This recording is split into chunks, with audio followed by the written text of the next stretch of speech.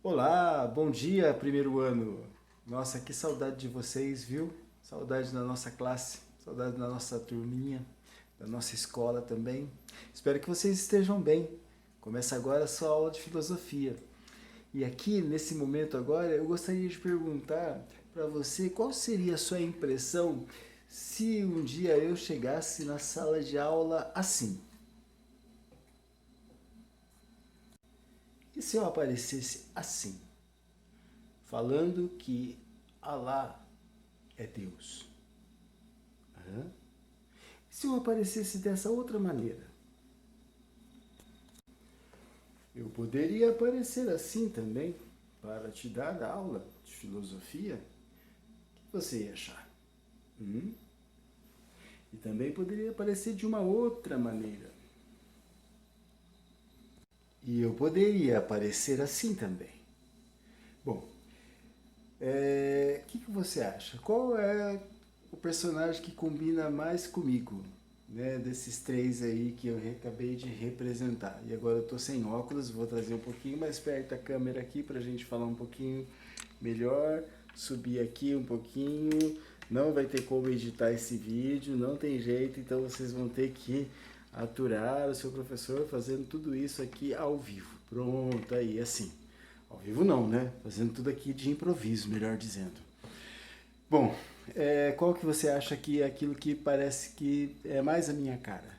Hã? Um muçulmano, um pastor, um crente, né, um evangélico, melhor dizendo, não é crente, ou assim, uma pessoa que, entre aspas, vou colocar entre aspas aqui mesmo, mas muito entre aspas, um macumbeiro. Ai, ai, ai, ai, ai, ai, ai. Bom, gente, tudo isso eu tenho que falar a respeito dessa questão da nossa aula de filosofia, que tem a ver com a nossa aula da semana passada, que é sobre alteridade, que é a questão de aprender a respeitar as nossas diferenças. Bom, todos nós sabemos que nós somos diferentes, né? Dentro da nossa sociedade existem, claro, muitas semelhanças entre entre nós, brasileiros, por exemplo, assim.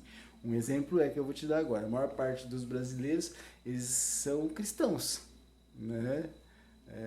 Uma pequena minoria segue algumas religiões de matriz africana, e aí eu vou falar o nome correto, né? As pessoas que são adeptas a essas religiões de matriz africanas, ou elas são da Umbanda ou são do Candomblé, né? Então, assim, ou elas seguem, né, ou são umbandistas, né, ou são do Candomblé, ou candomblecistas, como são chamados, né, os adeptos dessas religiões. Bom, é, a gente tem uma pequena parte da população brasileira que são dessas religiões, mas a grande maioria da religião brasileira ela é cristã, certo? Ou católica ou evangélica. E antes de mais nada, quero dizer que você está falando aqui da cozinha da minha casa, né, da casa do seu professor de história. Tem umas coisas aqui que eu preciso tirar da parede, mas eu não vou tirar agora não. Se você estiver curioso para saber quem são essas pessoas que estão aqui no momento preenchendo a parede aqui da cozinha da minha casa, eu quero dizer que são parentes, irmãos, irmãs, amigos do coração que estão aqui povoando aqui a nossa cozinha para lembrar que apesar de a gente estar em isolamento, a gente não está de maneira alguma sozinho. Bom, gente, o tema da nossa aula de hoje segue falando a respeito de filosofia e outras formas de conhecimento. Aí você pode dizer para mim, nossa, mas de novo, professor, já falamos sobre isso na semana passada. Bom, mas a gente vai falar mais um pouquinho agora, certo? E eu vou ficar assim, de umbandista. Tudo bem? Ou algum problema com as tuas concepções religiosas? Tenho direito ou não tenho direito? Esse é o tema da nossa aula de hoje. Por que que nós temos tanta dificuldade em aceitar o diferente, o outro, né? E aí eu quero tocar num ponto muito sensível, já que nesses dias a gente está falando de religião, eu quero justamente falar de religião. Por que que as religiões de matriz africana sofrem tanto preconceito? Na última aula, talvez, se eu não me engano, eu falei com você a respeito disso, né? Falei que essas religiões elas sofrem muito preconceito por conta do racismo que existe no nosso país, né? É o racismo que faz com que essas religiões são tão perseguidas. E aí eu citei exemplo para vocês, por exemplo, que você não vê comumente aí mesquita ou sinagoga ou templo budista ser apedrejado. O que você vê ser apedrejado são os terreiros de Umbanda, os terreiros de Candomblé. Esse você vê saindo nas notícias, aí nas mídias, que são apedrejados e os líderes desses locais sofrem perseguição de moradores. Inclusive, nós temos hoje no Rio de Janeiro uma coisa que é muito trágica, no meu ponto de vista é trágica. Nós temos lá os traficantes evangélicos. É incrível, né?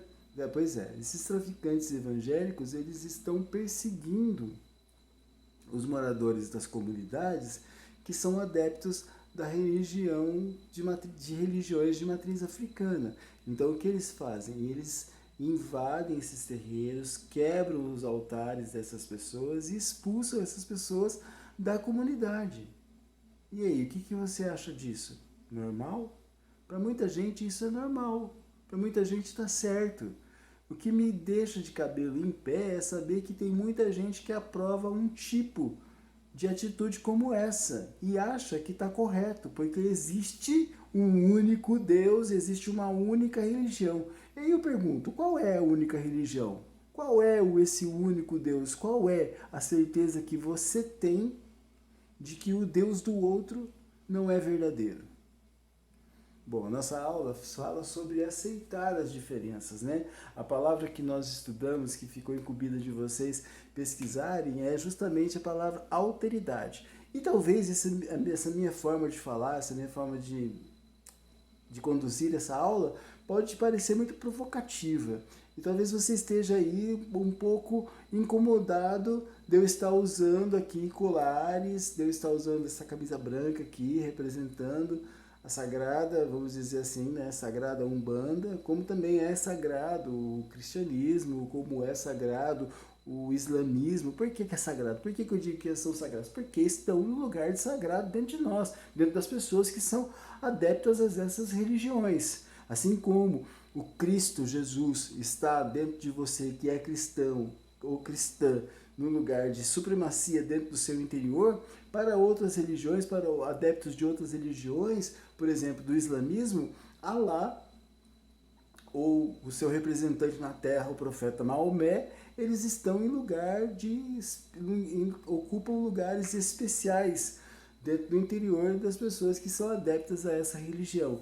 E essas religiões seguem ritos, né? Por exemplo, vou contar uma história para você. Eu tive, numa viagem indo para a Alemanha, eu tive que fazer uma escala na Etiópia, na África, né? E eu nunca tinha feito nenhuma escala, né, na Etiópia. Eu não sei se você sabe, se eu já comentei isso, mas eu fui casado, a mãe da minha filha, eu fui casado com uma alemã. Então, por conta disso, por conta do meu casamento, eu, né, tive a oportunidade de ir para a Europa algumas vezes. E uma dessas vezes eu fiz uma escala na Etiópia. E a Etiópia é um país de maioria muçulmana, tá? Então, quando eu saí daqui do Brasil, foi aconselhado, eu usava uma corrente, que inclusive ela está quebrada, né? É uma correntinha, um cordãozinho que tinha um pingente. E esse pingente era um crucifixo.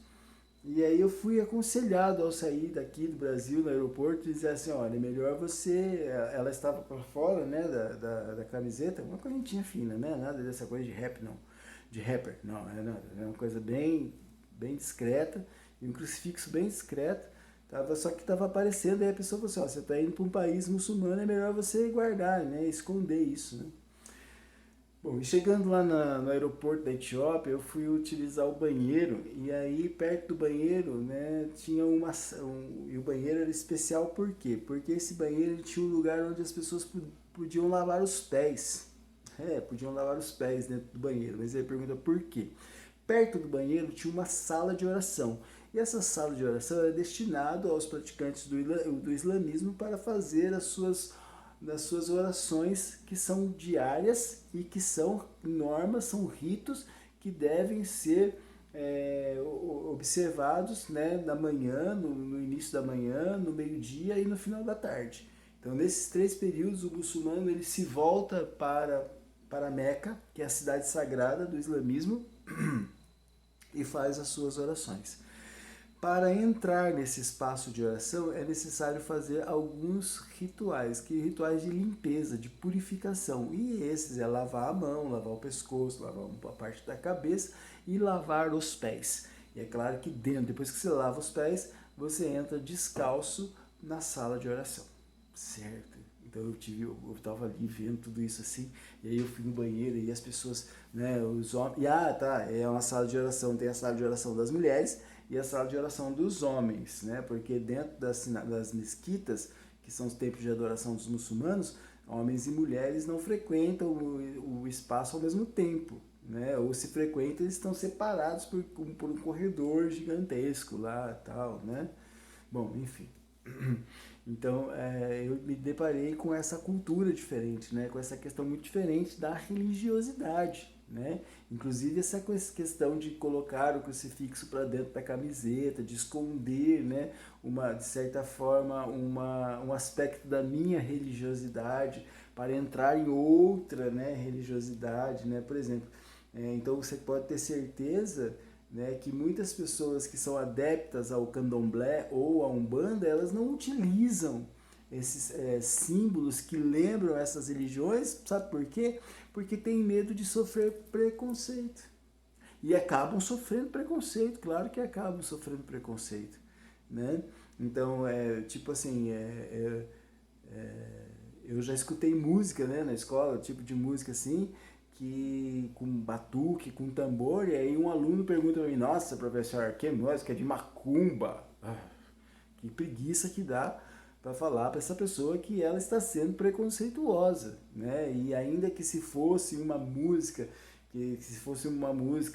um ponto, etc e tal, eu teria o direito de ouvi-la e que essa forma dele se referir à religião, eu acho um tanto desrespeitosa, porque eu poderia ser um adepto da Umbanda ou do Candomblé e me sentir profundamente ofendido com essa cara. É a mesma coisa eu chegar e falar assim, nossa, vai você de novo adorar o Cristo.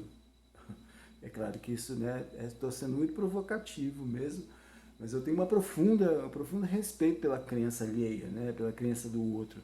Então, mas é importante, de novo, né, tocar nesse assunto, né, porque as pessoas sempre falam que o filósofo é ateu, que a filosofia é contra a religião, e aí, por exemplo, lá no 3º ano, quando vocês estiverem no 3º ano, vocês vão ter lá um momento que vai ser visto, por exemplo, religião e filosofia novamente, e vai se tratar de assuntos a respeito do discurso religioso, do discurso filosófico, e a gente vai entrar de novo nesse debate. Então a questão é que aqui, eu não quero passar para aquele que desrespeita a tua religião, mas eu quero dizer que é importante, da mesma maneira que você não quer que a sua religião seja desrespeitada, é importante que você passe a respeitar a religião dos outros. É um espaço de convivência, é necessário para a nossa convivência que essa questão religiosa, que é íntima de cada um dos seres, seja respeitada. Né? E que as pessoas que professam outra religião não sejam perseguidas, que não sofram preconceitos. Isso é muito importante dentro da nossa sociedade para que a gente possa ter uma sociedade harmônica, porque senão as pessoas saem perseguindo. Como eu estava dizendo para vocês, o caso de exemplo, se você pegar, por exemplo, ao longo da história do Brasil, fazer uma pesquisa lá, uma pesquisa investigativa a respeito de quantos ataques os terreiros de Umbanda e Candomblé já sofreram no Brasil, você vai ver que são inúmeros, são muitos, centenas, né? Talvez milhares. Tá? Então é claro que hoje em dia tudo isso se torna mais visível, né? E hoje em dia nós temos crescente no Brasil, hoje em dia, uma corrente religiosa protestante, né, chamada então dos evangélicos, que é uma corrente religiosa fundamentalista. O que é essa corrente fundamentalista, professor? Olha, eu vou dizer que assim, que ela não suporta o diferente. Por exemplo, assim, que não convive com o diferente.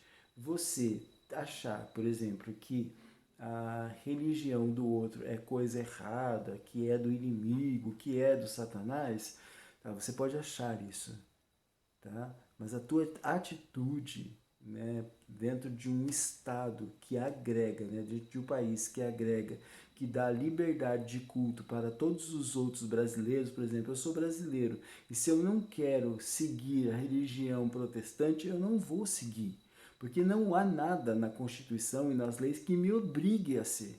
E também não há nada nas leis que te obrigue a ser, por exemplo, da Umbanda, ou do Candomblé, ou do Islã, entendeu?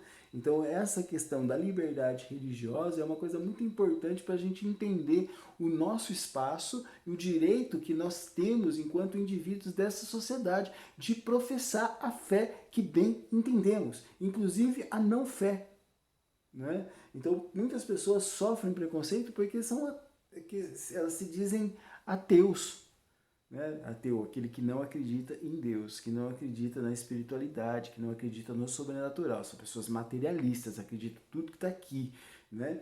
Então, assim, muitas pessoas sofrem preconceito. Inclusive eu, como professor de filosofia, muitas vezes tratando de assuntos de religião, as pessoas olham para mim e falam assim, mas professor, o senhor é ateu? Né? Tipo, mas uma pergunta provocativa e uma pergunta, uma forma de perguntar que já denota certo tipo de preconceito.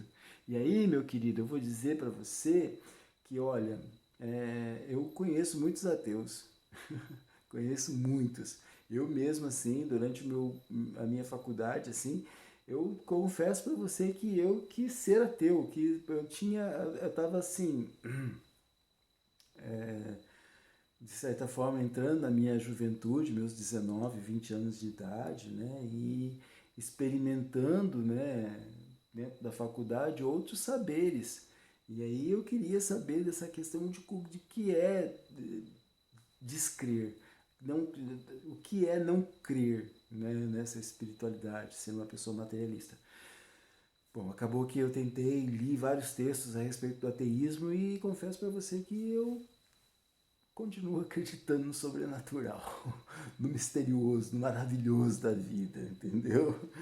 E aquilo que está além da matéria. Eu sou assim, né? Mas eu respeito as pessoas, né? Os meus amigos, por exemplo, que se formaram junto comigo ou que fizeram faculdade junto comigo, eu respeito, claro, a sua não crença. E até brinco, digo que o ateísmo é uma forma de crença, né? Você crê, você acredita que Deus não existe. É uma crença, é uma fé. Você tem a fé que Deus não existe, tá bom? Então, assim, mas é importante mais do que isso, dentro desse processo do respeito ao outro, é importante a gente respeitar as diferenças, tá? A gente respeitar a crença do outro, não julgar o outro pela sua crença.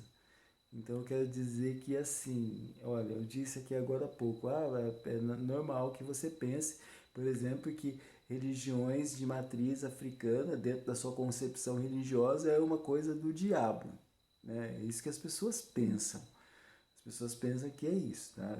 E você tem todo direito, né? Porque é a sua religiosidade, né? Então você tem o direito de pensar isso. Mas você não pode tomar de maneira nenhuma, você não pode tomar nenhuma atitude que possa prejudicar o outro dentro das suas crenças, né? Inclusive impor às pessoas constrangimento, né? Dizer, falar abertamente a respeito de é, ou seja, revelar algum tipo de preconceito com a religião do outro. Por quê? Porque isso é desrespeito. Por quê? Porque a gente vive num país onde a liberdade de culto, as pessoas são livres para adorar aquilo que bem entender. Tá certo? Então isso é um pacto social. Dentro da nossa Constituição existe, a nossa Constituição é um pacto social. O que é pacto social? Bom, a gente está fazendo um pacto para que a gente possa conviver, né? A gente possa conviver em comunidade. E dentro desse pacto está dizendo assim, ó, você não pode obrigar o professor Ednei a acreditar naquilo que você acredita. Porque o professor Ednei tem as suas crenças. E as crenças do professor Ednei devem ser respeitadas, porque ele está exercendo o seu direito de crer e cultuar aquilo que ele bem entende. Assim como eu também não posso chegar para você e dizer a sua religião está errada, ou a sua religião não está correta, entendeu? Eu posso, como professor, colocar alguns aspectos da história, por exemplo, do cristianismo, da história, né? Porque aí é uma história, né? Tem uma história. Como é que o cristianismo chegou no Brasil? Como é que o Brasil se tornou um país cristão? Isso é história.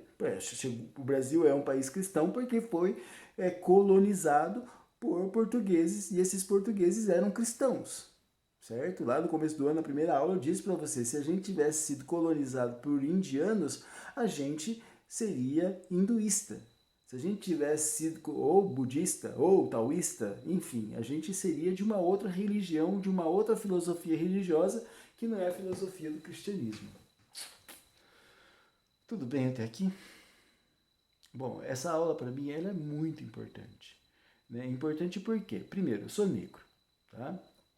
Sou negro e assim, eu vejo com muita tristeza o desrespeito com a religiosidade de matriz africana. Então eu vejo muito preconceito, né? Ao longo da história do Brasil, ao longo da chegada dos negros que foram aqui escravizados, como é que os negros tiveram, né? Tiveram que adaptar-se a essa realidade da imposição da religião europeia. Tá, então por que eu estou falando religião europeia? Porque o cristianismo é uma religião europeia. Tá? Então, assim, essa religião é europeia. Então, existem religiões asiáticas? Sim, existe. Existem religiões dos povos nativos aqui da terra do Brasil? Claro que existe.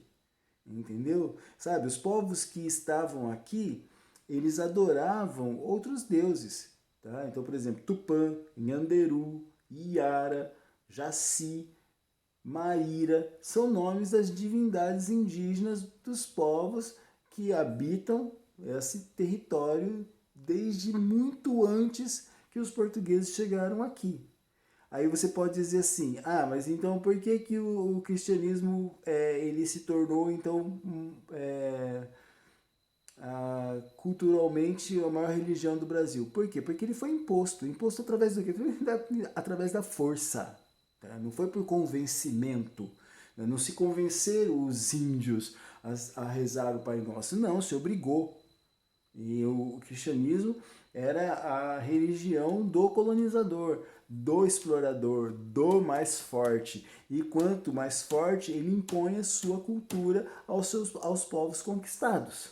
Entende? Não, tem gente que assim é muito complicado falar sobre isso e eu entendo que é muito complicado falar sobre isso porque ainda mais assim, né, dessa forma que você não pode falar das suas ideias, talvez você esteja aí me xingando, talvez você esteja aí dizendo que eu sou um ateu, que eu sou aí um depravado, enfim, talvez isso esteja acontecendo, mas eu preciso levar você à reflexão para dizer para você que pelo fato do cristianismo ser a maioria, a religião da maioria dos brasileiros, não dá o direito de perseguir outras religiões, não dá. Não dá o direito. Por quê? Porque o direito está lá no Pacto Social, que é a Constituição, que diz que nós somos livres para adorar quem bem quisermos, entendermos, entendeu?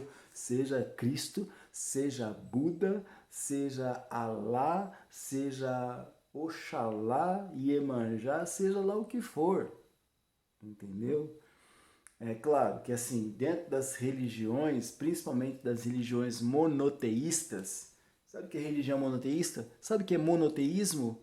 Bom, monoteísmo é o contrário de politeísmo. Politeísmo é a adoração de muitos deuses, enquanto monoteísmo é a adoração de um único Deus. A nossa religião, a religião da maioria do brasileiro é o cristianismo, e o cristianismo é uma religião monoteísta.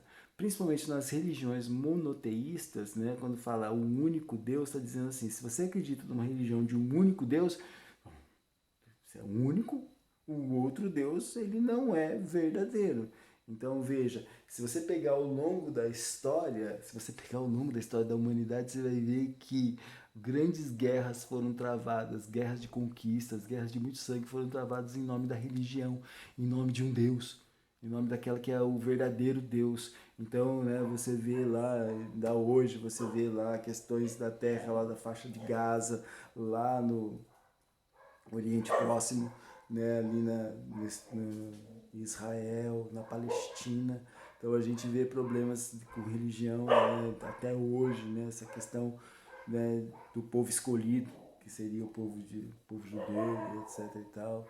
Então a gente vê muitas guerras, né, inclusive guerras, né, teve um episódio que aconteceu lá no século XVI, por volta de 1530, que foi a noite de São Bartolomeu. Nessa noite, os católicos massacraram os protestantes nas ruas de Paris, na França. Acredita-se que em 3 dias, né, 10 mil pessoas tenham morrido nessas batalhas urbanas que aconteceu entre os católicos e os protestantes. Eu vou ver o que está acontecendo, os cachorros que não param de latir, vai atrapalhar minha aula aqui. Bom, e eu quero trazer a reflexão para você nessa aula também, por exemplo, né, e ainda hoje a gente vê, e eu vejo com muito pesar e com muita preocupação, essa questão da imposição cultural que os índios ainda sofrem, né, a tentativa de imposição cultural que os índios, né, os remanescentes dos povos nativos da nossa terra, da terra do Brasil, do território que é o Brasil, ainda sofrem constante assédio por parte, né, de missionários, por parte de catequistas que vão lá impor a sua cultura, impor essa religião europeia que é o cristianismo. Né? E quando eu falo religião europeia, eu não quero que você se magoe, viu? Tá? Eu falo religião europeia porque é onde o cristianismo, a Europa foi o lugar onde o cristianismo se desenvolveu ao longo da história. Não foi em outro lugar. E se daí, de lá que ele foi, por exemplo, que ele veio para o Brasil, que ele foi para a América do Norte, que ele foi para a Austrália, tá certo? E quando ele chegou nesses lugares, como eu disse, não foi por assim, vem aqui conhecer o amor de Jesus. Não, foi através da imposição, foi imposto. Hoje você tem a oportunidade de escolher se você é protestante ou não, mas não foi dado se você é cristão ou não. Mas há 500 anos atrás não foi dado ao índio, não foi dado ao negro a oportunidade de escolher. Tinha que ser. E aí, os negros, né, eles, através de muita criatividade, eles conseguiram manter, assim, a sua religiosidade nativa, lá, né, africana, e essa religiosidade, hoje em dia, a gente vê ainda nos terreiros do candomblé e nos terreiros da Umbanda. Lembrando que a Umbanda é uma religião que já é uma religião sincrética, ou seja, já é uma mistura de coisas, né? Por exemplo, a Umbanda ela agrega valores do candomblé, que é a religião africana que atravessou, que veio com os negros, né, que foram escravizados no Brasil, que chegaram aqui. Então a Umbanda ela agrega essa religião, agrega também o cristianismo, porque fala de Jesus, fala de Maria, fala de José, fala de Deus, e também agrega elementos do espiritismo, que é uma religião europeia lá do século XVII, do século XVIII, né, que surgiu lá na França através de um cara chamado Allan Kardec. E aí a Umbanda agrega essas 3 religiões, ou seja, então é uma religião sincrética que nasceu aqui no Brasil. Enquanto que o candomblé ele não nasce aqui no Brasil, ele vem lá da cultura iorubá dos povos africanos, correto? Então é importante, por que eu estou falando tudo isso? Talvez porque eu quero despertar em você o interesse por essas coisas. Sabe, assim, e entender, por exemplo, que é uma bobagem quando as pessoas falam, né, que, porque desculpa falar que é uma bobagem, né, tá, mas assim, que é um desrespeito, vamos dizer assim, dizer que a espiritualidade do outro é do inimigo, que é do Satanás, né, porque você está colocando que a cultura do outro é do mal.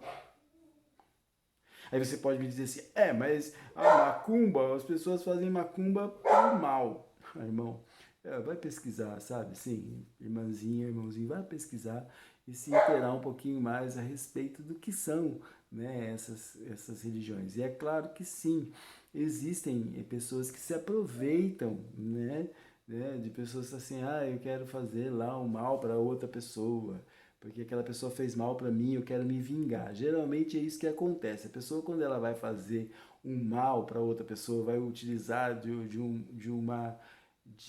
de um artifício religioso para fazer mal para alguém, ele pensa em se vingar, porque ele acredita que aquela pessoa fez um mal primeiro para ele, né? E aí vai lá se vingar e tem toda essa questão. Sim, tem isso também. Tem pessoas que se aproveitam disso. Mas eu vou dizer para você, o candomblé não é isso, a Umbanda não é isso, tá? Não é isso. Entendi. Então, se você procurar saber, pesquisar, que tiver interesse de saber, eu não sou adepto da Umbanda, não sou adepto do Candomblé. De certa forma, eu estudo um pouco essas religiões, participo um pouco, né, das crenças dessas religiões, como de outras também, né? Então, eu gosto muito de ler a respeito do hinduísmo, gosto de ler, principalmente gosto de ler sobre o taoísmo, sobre o budismo, já li algumas coisas, tenho amigos que são adeptos dessa religião, né? Enfim, aí se você me perguntar de que religião você é, professor, eu digo que eu sou de várias, né? Então eu gosto eu digo que eu sou universalista. Eu sei que é muita pretensão da minha parte dizer que eu sou universalista, porque, nossa, imagina o tanto de religião que tem no planeta. Bastante, né? Bom, então é assim. Então eu como pessoa, eu acredito que as religiões, todas elas, têm algo de muito bom para ensinar para o ser humano. Né? Por quê? Porque a religião, ela busca o belo, ela busca o perfeito. A ideia que nós temos de Deus, a ideia que nós temos de Deus é o belo, é o perfeito, é o lindo, é o justo, é o majestoso. Então as religiões buscam isso, e isso também está dentro do ser humano. Então, quando o ser humano busca a religião, ele busca, de certa forma, aperfeiçoar-se. Né? É claro? Então, ele busca o quê? Ele busca o bem, ele busca o amor, ele busca, né, e um sentido para a sua vida também. Ele busca o sentido de pertencimento, de pertencer a algo. A fé das pessoas, a fé, ela tem essa representação de fazer com que as pessoas elas se percebam participantes ou membros de uma família. Então, por isso que se fala irmandade, entendeu? Bom, nossa aula já tem com 32 minutos e agora a gente vai direto na nossa aula de hoje. A gente está falando ainda, vamos falar um pouquinho mais sobre a alteridade, essa questão de respeitar as diferenças, e vamos falar um pouquinho agora também de ciência. Bom, gente, me perdoe. Antes da gente falar de ciência, eu gostaria que vocês abrissem agora o Caderno do Aluno, volume 2, na página 86. Bom, na página 86 vocês vão encontrar três perguntas: o que é etnocentrismo, o que é eurocentrismo e o que é xenofobia. Bom, é a tarefa dessa semana, tá? Então são essas três questões, são a tarefa dessa semana. E aí eu gostaria só de ler com vocês aqui uma questão que está, um trecho do texto que está na página 86, que diz assim, ó: se a cultura define um modo de ser e ver o mundo, então cada um vê o mundo através de sua cultura. Sim. Dessa forma, comportamentos, ideias e ações são avaliadas como boas ou ruins, corretas e erradas, bonitas ou feias, úteis ou inúteis, agradáveis ou desagradáveis, morais ou imorais, de acordo com a cultura de cada um. Assim, tendemos a considerar o modo de vida expresso pela nossa cultura como mais correto. Mas o que acontece quando, seguindo este encadeamento de ideias, uma cultura se depara com outra? Cite exemplos. Bom, então aí a gente está vendo assim que nós vivenciamos uma cultura, por exemplo. Então, vou colocar um exemplo aqui de culinária, tá? Simples assim. Então, qual a ideia que você faz de comer um cachorro? É sim, é cozinhar um cachorro, fazer um ensopado de cachorro. O que você acha disso? Você vai achar isso horripilante, né? Mas aí eu vou te dizer que existem culturas, né? Do lado do planeta, por exemplo, lá na Tailândia, né? No Vietnã, por exemplo, que comer cachorro faz parte da cultura deles. Eles comem cachorro. E da mesma maneira que o indiano, ele se horroriza quando sabe que você come vaca. É, entendeu? Então, da mesma maneira que você fica horrorizado ao ver um vietnamita comendo um cachorro, um indiano ele fica horrorizado quando você mata uma vaca para se alimentar da carne dela. Da mesma maneira também que o muçulmano ele acha imoral que você coma um torresminho de porco. Tá vendo? Que coisa, não? Que coisa, né? Olha só essa coisa. Então nós temos essa capacidade, ou seja, essa tendência de querer, de ver o mundo a partir da nossa cultura. Então, ó, comer carne de cachorro é errado para nós, para o vietnamita não. Comer carne de vaca é certo, é para o brasileiro, mas para o indiano não. Comer panceta de porco para algumas pessoas no Brasil é ótimo, mas para o judeu e para o muçulmano é imoral e é pecado. Compreende? Bom, então tá. Qual que é o trabalho dessa semana? Então vamos lá, as perguntas que estão fazendo uma pesquisa, então é uma pesquisa individual. O trabalho é uma pesquisa individual. Você vai fazer você vai pesquisar 3 conceitos, que é etnocentrismo, o que é eurocentrismo e o que é xenofobia. Beleza? Tá, agora a gente pode falar de ciência. Bom, ciência, uma outra forma de conhecimento. Aí eu falei para você lá 2 aulas atrás que eu falei que você pode, de certa forma, também conhecer o mundo através da ciência e através da religião, que você pode mesclar essa forma de ver o mundo, entende?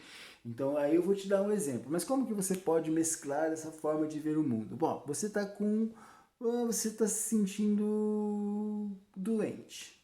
Ai, credo, não. Bater aqui falando nessa coisa de doença nessa época de pandemia não é legal. Mas vamos dar um exemplo. Tá. Se sente mal e o que você vai? Vai ao médico, certo? O médico, ele é um especialista e ele estudou, né? Ele estudou através da ciência da medicina, então ele conhece lá ele tem uma série de conhecimentos, né, a respeito do uso de medicamento, de terapias que podem ajudar você e ajudar as pessoas naquilo que elas estão necessitando em relação à sua saúde. Então, quando a pessoa está doente, ela vai procurar quem? O médico. O médico receita, então, um remédio. Aí essa pessoa chega em casa e ela pega o celular e manda uma mensagem para os amigos. Olha, gente, eu não estou bem de saúde, peço que vocês orem por mim. E as pessoas vão orar por ela, porque isso é uma questão de fé, certo? Mas só que assim, ela vai só esperar a oração dos amigos, dos irmãos, das irmãs, e ela não vai tomar o remédio? Mas ela pode fazer isso. Tem gente que faz isso. Mas algumas pessoas, elas acreditam no poder da oração, mas não deixam de tomar o remédio que o médico prescreveu. E aí, algumas pessoas são mais espertas ainda, falam assim, nossa, eu vou fazer a minha parte. Qual é a minha parte? Tomar o remédio. E aí, Deus vai fazer a parte dele. Qual que é a parte de Deus, segundo a expectativa daquele que pede a Deus saúde? É que Deus cure, não é? Tá bom? Então, assim, as pessoas, elas têm a fé que Deus pode curar e tem as pessoas que dizem assim, Deus cura através de quem? Deus cura através dos médicos. Deus utiliza as mãos do médico na cirurgia e por aí vai, uma série, né, de comparações e de associações da medicina, né, dos médicos com o médico dos médicos. Já ouviu falar desse termo, né? Pois bem, bom, a questão é que assim, a ciência, né, como a gente conhece, ela é infalível, professor? Não, ela não é infalível e ela não se propõe infalível. Né? A diferença da ciência, que é uma forma de conhecimento, que está aberta. Aberta por quê? Porque ela sabe que uma teoria científica ela pode ser desbancada por uma teoria científica mais elaborada. Né? Então, durante muito tempo, a ciência que havia naquela época acreditava que a Terra era o centro de um universo. E aí depois vieram outros cientistas dizendo não, que a Terra não era o centro do universo, que a Terra era apenas um planeta num sistema solar de uma estrela que não é uma estrela gigante que está na periferia da Via Láctea. Tudo isso bastante. Demorou-se muito para que se provasse isso que eu acabei de falar para você. E de que maneira que as pessoas provaram isso? Através da ciência. Tá?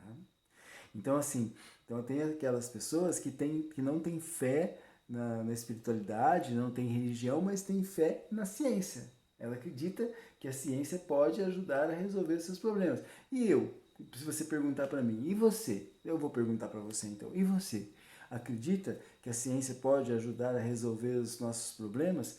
Bom, se você está assistindo essa aula, então eu vou dizer para você que você está aí, você está tendo o exemplo de que a ciência pode ajudar a resolver os nossos problemas. Nós temos um problema e não podemos frequentar a aula na escola, e então nós estamos utilizando aqui agora esse recurso de fazer uma aula virtual. E essa aula virtual só pode ser feita com um celular, uma câmera, né? Eu estou usando a câmera de um celular. Bom, esse celular só existe por conta da ciência. Bom, se você fala mal da ciência, você está preparado para desfazer do seu celular? Você está preparado para não tomar mais remédios? Né? Porque assim, eu não gosto de tomar remédio. Eu acho que, né, que também tem essa questão assim que as pessoas elas adoram tomar remédio. Tem gente que adora tomar remédio. Nunca vi coisa igual. Tá, tu tá sentindo uma coisinha já tá tomando remédio, né? E é claro que é assim. Bom, então eu dizia que a ciência não é infalível, né? E então ela não é a dona da verdade. Então eu já falei isso na semana passada, estou falando isso de novo agora, repetindo isso para que fique claro isso. E também existe um outro fator, né? Que, por exemplo, a ciência, nem tudo que a ciência descobre, ela é benéfica. Por exemplo, vamos falar dos agrotóxicos, né? Então tem muita gente que acha que o agrotóxico ele é uma coisa boa, né? Eficiente, o, mata os parasitas de uma plantação, né? Mata lá, enfim. Mas será que ele é totalmente do bem? Será que o uso indiscriminado de agrotóxico, como tem ocorrido aqui no nosso país, ele não provoca coisas muito piores do que uma infestação de besouros que come a soja? Ou da lagartinha que come a goiaba? Então, assim, os avanços tecnológicos, né, de certa forma, ele tem trazido muito conforto às nossas vidas. Mas será que esse conforto ele é totalmente benéfico? Por exemplo, quantas pessoas que você conhece que ao se encontrarem, elas se voltam para os seus celulares? Né? Por exemplo, no encontro assim, as pessoas elas estão juntas, mas elas estão separadas, porque cada uma daquelas pessoas estão olhando para o seu celular.